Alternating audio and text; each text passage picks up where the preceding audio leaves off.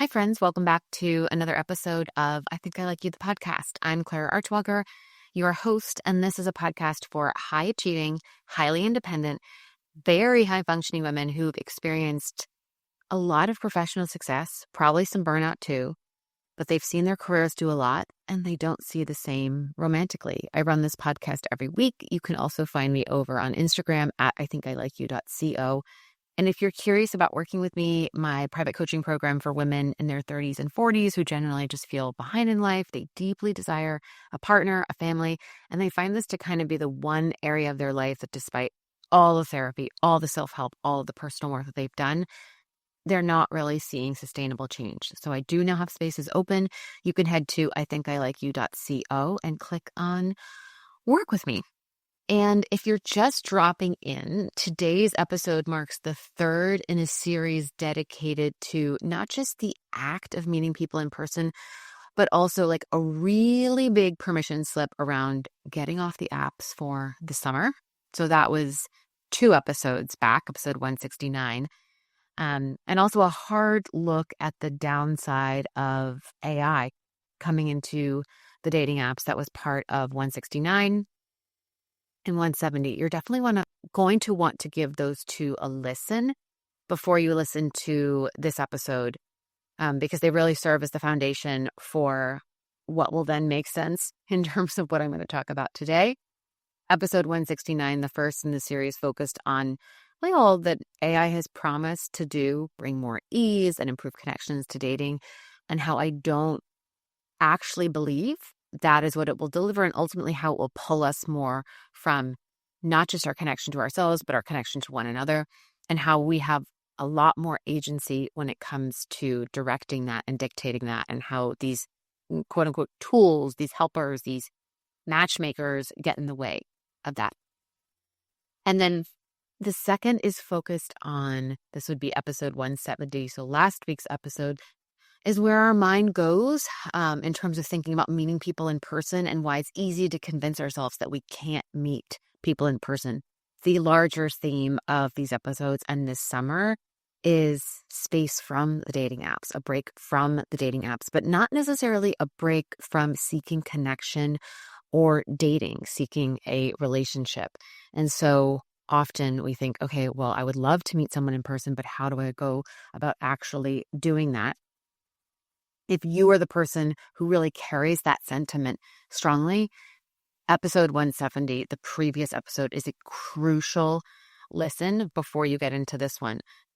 Because we're going to get into more of the how today, like how you actually start to open up the process of meeting people in person.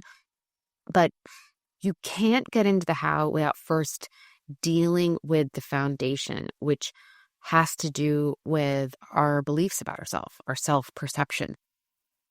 Last week I said most single folks think they can't meet people in person for reasons like, I never run into anyone. I'm not in settings with single people. All of my friends are coupled and don't have people to introduce them to. And I'm not brave enough, which makes so much sense, to ask someone out. Like, I don't know how to flirt. I can't go up to someone. There's an identity piece here, which I go into heavily in that episode. How we perceive ourselves, what we believe is possible for us, who we believe ourselves to be, and with that, then the experiences that we're allowed to have, the experiences that are safe and unsafe, play a crucial role in our ability to, I'm not even going to just say date, meet people in person, but connect with people in person. So often we are drawn to the action, like the how. Like, how do I do it, Claire? Just give me the steps. And honestly, you don't need the steps from me. You could figure those out for yourself. It's what's going to create the follow through on those steps that is the key piece. That's episode 170. And then today, taking that work, that information, what I guided folks through, is now being brought to action in this episode. You know, I remember so vividly when I started this practice for myself, I had no idea how I would connect with someone in person without dying of literal embarrassment. The how wasn't my driver. I was more so fixated on shifting how I felt about dating in general, like what was possible for me, and really leveraging the time I was already spending outside of my apartment, integrating that time versus adding something else to what I had to do in the day, in the week, an event, a gathering, a place I had to go, someone I had to coordinate with. As I said before, so often we're looking for that full detailed plan, the exact roadmap, and that's a lot of what online dating culture tries to sell us. And we think that if we wait or we buy into something that can tell us every step that will then allow us to avoid a misstep, will be golden. But that doesn't exist. A life without missteps, pain, disappointment doesn't exist. For me, a big driver in that experience that started back in 2014, 12 years ago, was this idea that wouldn't leave me. This idea of like, what if I could meet someone in person? What if I carried around a piece of paper with my number on it in my pocket and attempted to give it to someone at some point? That actually specifically was my idea. I was like, what if I just took this piece of paper? And I did. I'm not giving it to anyone yet, but what if I just tore off a piece of paper and put my number on it and had it in my pocket? So often I find in these moments of like, how am I going to do something? I am finalizing my book proposal this year. And every day I'm met with, how am I going to do this? And if I go down that path versus what do I need to edit in the proposal right now, I don't get anywhere. And it's the same thing here. I think so often in these big steps, these big moments, we're focused on what's the huge picture? What's the full picture? What's next? What's next? Give me the detailed roadmap. We overlook these ideas that won't leave us, these whispers of curiosity, these nudges of like, what if I just tried this? That's what the piece of paper with my phone number on it was. And I bet in the context of listening to this episode today, the prior episodes where I've been talking about how AI isn't doing us any favors, warming us up to the concept of meeting people in person, that you've already had those whispers. You've already had moments where you heard something and you were like, oh, I want to do that. Like, I like that. I'm drawn to that. Following that is where the power rests. And even just continuing to listen to these episodes and saying, I want to learn more, is information about what you're feeling, what you're desiring, what direction you're moving in. I was chatting with a friend the other day and she brought up yet again, and it's funny because I wrote this episode script a few days after our conversation, and now I'm recording this a few days later, and this has only articulated itself more, but she had brought up to me how she was thinking about this career change, thinking about making this shift in her life. And I said back to her, I just want to say, like, I'm observing this is probably the fourth time you've brought this up organically this year. And I wonder if that means something. We do this in all areas of our life. We want to keep looking for the thing that's coming up. And the same applies to our romantic desires, our feelings about partnership, our feelings about how we want to date. And that can look like, I would love to take a breather from the apps and spend the summer diving into this content series. Now exploring how Clara is talking about ways I can open myself up to meeting people in person and ways I can really flip that script, that idea of myself in my mind, because that's what this is all about. And that ultimately, that thread of curiosity, the thing that kept coming up, that was the genesis of my experience here. I know I said it before, but it was like this internal dialogue of like, this keeps coming up. Well, what if I could actually give someone this piece of paper with my number? What if I could just allow my eyes to linger on someone a little longer in the subway? What if during this hour I spend commuting every day, I could connect with someone? You'll notice in me saying that it wasn't this, what's the easiest, fastest way to meet my person and get married and get what I want? It wasn't that at all. It was much quieter. It was very heart-led. It was very soul-stirring because it wouldn't leave. It wasn't an expectation that things would be easy or smooth or go a specific way, that I wouldn't have to overcome something, right? It was a genuine curiosity. I followed the curiosity of my desire. Like, yes, I was hoping to meet someone, but I didn't go into the world or Manhattan specifically being like, okay, how am I going to meet my person today in person? That approach is all ego. That approach is an indicator that you're looking for someone to validate you versus you're speaking to the genuine desire for a relationship. That's like, how do I check this box? How do I make this thing happen? It doesn't mean that your genuine desire doesn't exist. It doesn't mean that your desire for a relationship is all rooted in ego. You're just not connected to it. That connection is much more quiet. It's much more amorphous. It's softer. And you'll notice there's going to be a softness to what I'm describing and prescribing today. Last week, there was a softness in revisiting the younger part of ourselves that didn't think being desirable was safe. And that ultimately connects to whether we think we can or cannot meet someone in person. The week prior to that, there was a softness in like, let's call in like our summer joys, what we actually want to feel and experience this summer. I don't know about you, but here on the East Coast, we had a brutal winter and I love snow. I just stared at my library the other day, a room in our house that's becoming a library. All the shelves are going in. It's going to be filled with books and records. It's such a beautiful space. And I looked into the room and I thought, man, I'm really going to enjoy sitting in here with a cup of coffee and a book when the ground is covered in snow, but not right now. I want summer because it was a brutal experience, but there's a softness in shaping that. There's a tenderness and a real raw edge to shaping that, connecting with that, articulating that. When it comes to meeting people in person, it starts with looking around, noticing what's around you, lingering on people, and it doesn't have to be in a creepy way, in the places you're already spending time, on your commute, in the grocery store, in the coffee shop, at the gym, wherever it may be. I started by allowing myself to do that. And allowing is the key piece here because the allowing means you're letting your desires breathe.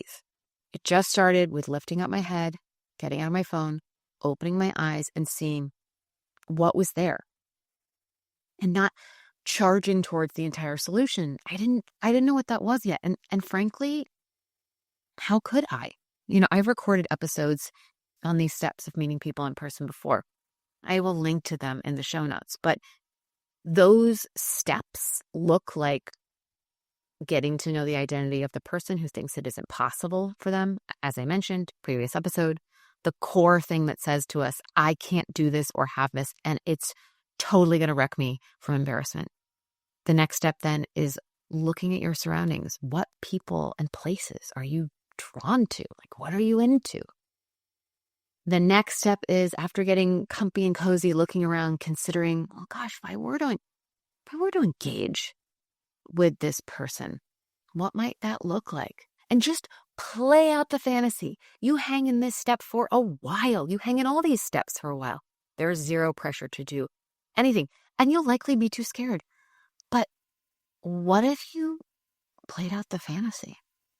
And that's the thing about summer that's so fun. We are constantly, because we have a little one that we're like, we just need outdoor space and toys and grass and run around and just give us a cocktail, maybe some food, right? But we're surrounded by cideries and breweries and farms that, thank God, are very kid friendly. And I'm like, oh, maybe there's a cute dad there that I'm going to make eyes at. I am not implying any funny business in my marriage, but like, maybe there's a cute dad, What about if you're on the Hamptons Jitney? What if you're on a flight to Europe or you're checking into your Airbnb? What about the pickleball league? Or is that what's coming in, that French padel? I'm going to butcher that. Someone's going to need to message me. There's some other paddleboard sport coming in. It's French. Maybe you're still in pickleball. Maybe you're into tennis. hang in the environments you already spend time in and consider, like, what's here? What am I drawn to?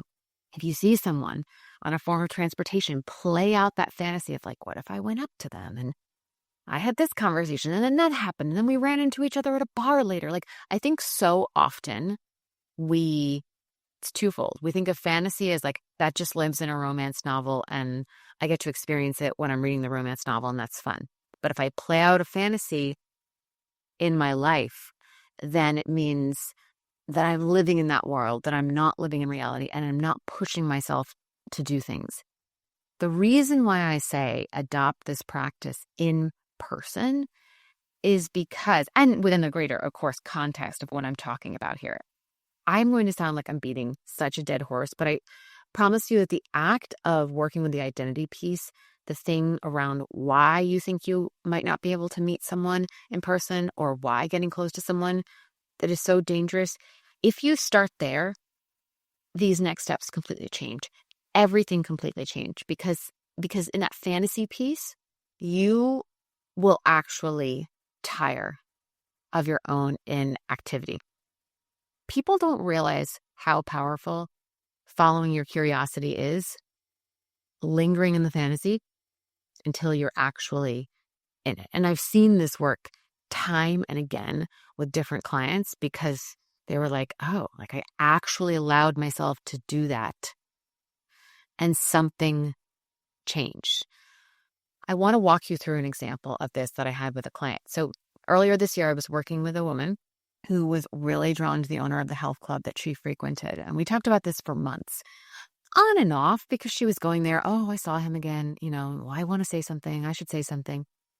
And I kept saying like, yeah, you should. And I talked to her about it in the context of this work, but it was a casual conversation because most of our focus was on healing from a prior, very significant breakup and all that relationship contained and held and forced her to confront. And that ultimately is the heart of the work that I do, that deep work. And I find that when we tend to those spaces, and that's what I was seeing with her, the surrounding areas, like working up the gumption to give the guy you have a crush on your number, I kind of start to pale in comparison. And that's what that foundational work of going back to this young version of ourselves that had a real idea, really limiting beliefs around what was possible romantically. That's your deep work there. For her, we were really looking at the driver of this relationship, how small, limited she remained within it, how it wasn't reciprocal, how she wasn't being fed. And because of that work and that energy, then when this person kept showing up, what started to build for her was like, I'm not waiting anymore. I'm not being so passive anymore. This one interaction is not going to define me. I want to experience more agency in the context of my pursuit of partnership, and I can handle the outcome.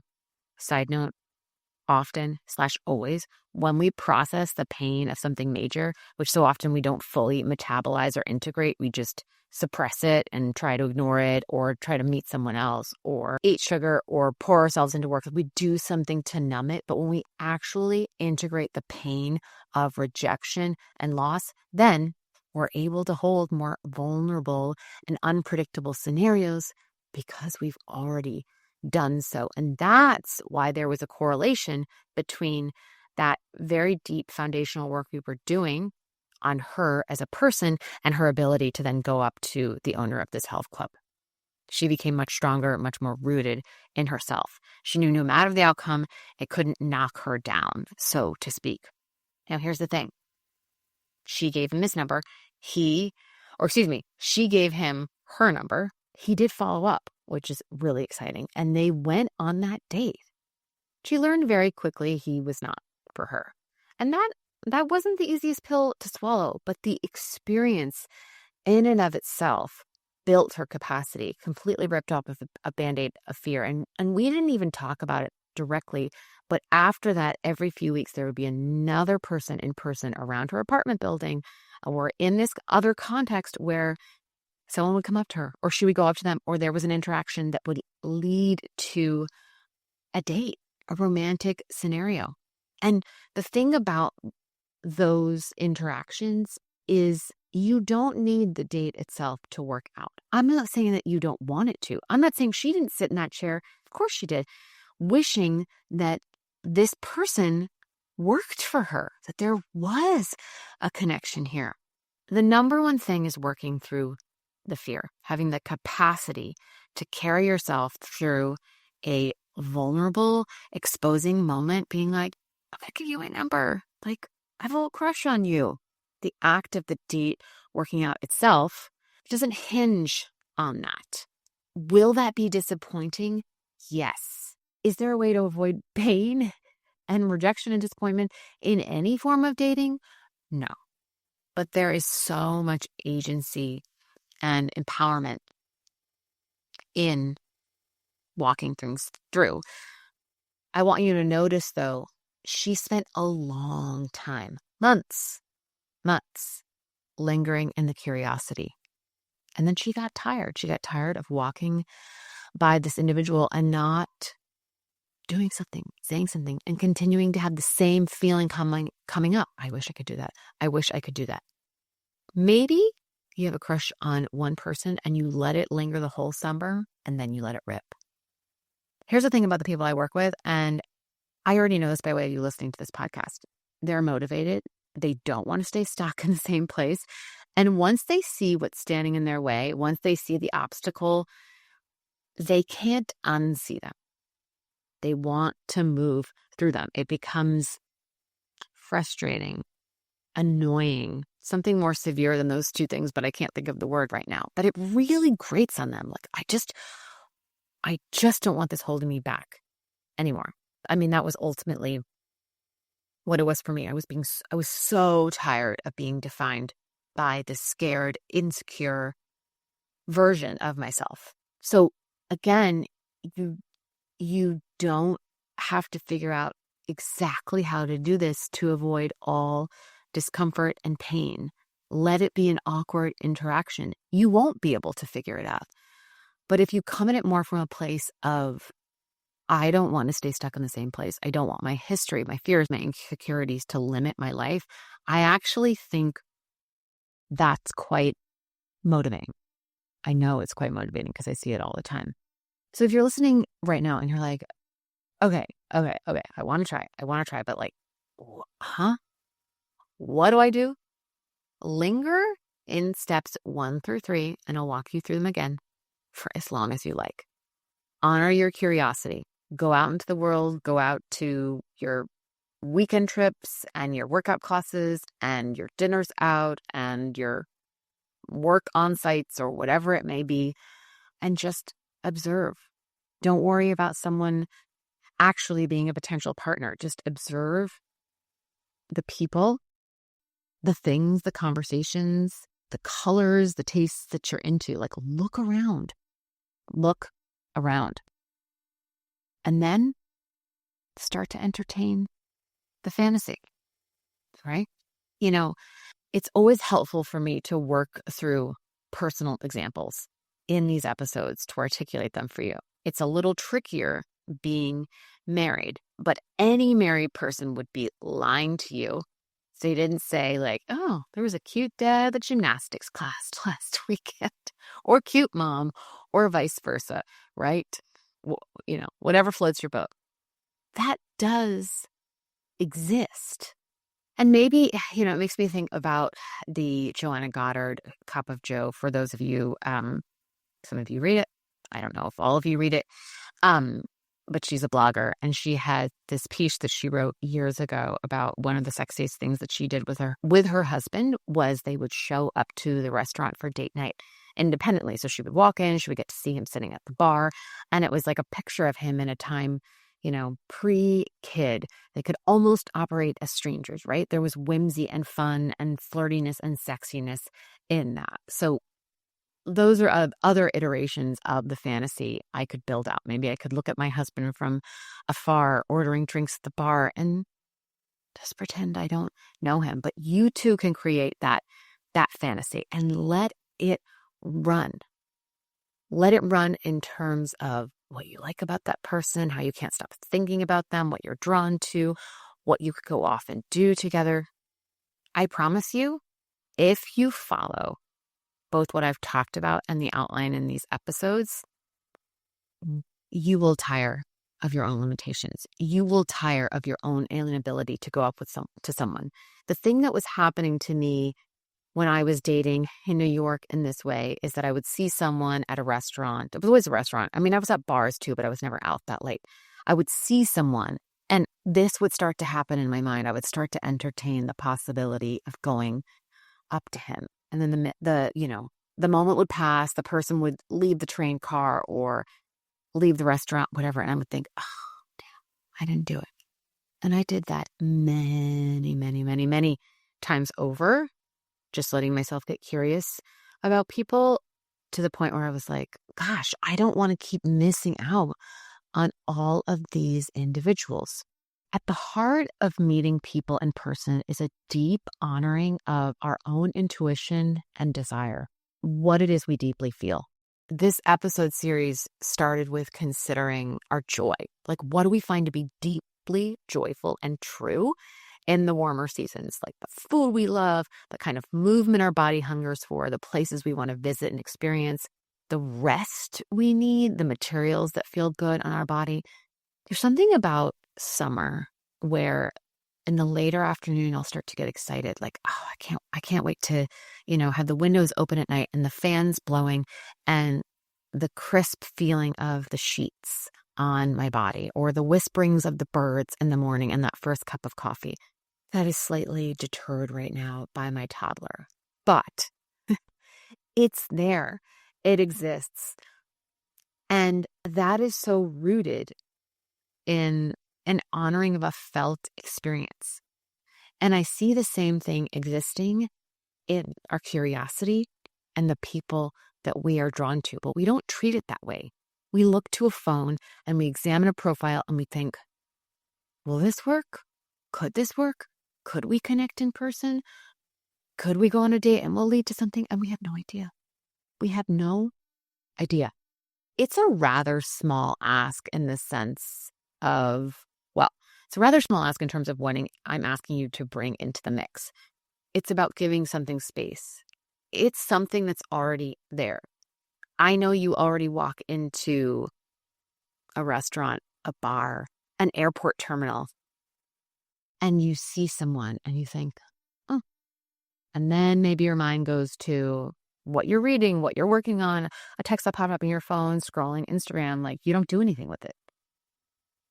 And you might even in this moment being like, well, where's it going to lead? I don't know this person. I'm not going to walk up to them. Maybe they have a wedding ring on. That's where we go wrong. That's where we lose what is there intuitively, our felt sense of what we're drawn to. It's up to you whether you act on it or not. So often why I work with people directly on this type of stuff is because it requires accountability. But it is feasible, it is possible to hold oneself in this experience and keep committing to it. So this episode is coming to a close, but go back to it. Take notes, pull the steps, honor your curiosity, look around, let a fantasy unfold, linger in those spaces until you're like, I got to do something with this. All right, y'all. As always, if you have thoughts, if you have questions, shoot me a DM at IthinkILikeYou.co on Instagram. I think we're going to wrap this series, but if there's more that you want me to cover, let me know. We'll be stepping away from the concept of meeting people in person, certainly not changing the desire for the theme of the summer, but digging into some other areas starting next week. All right, y'all. Have a good one.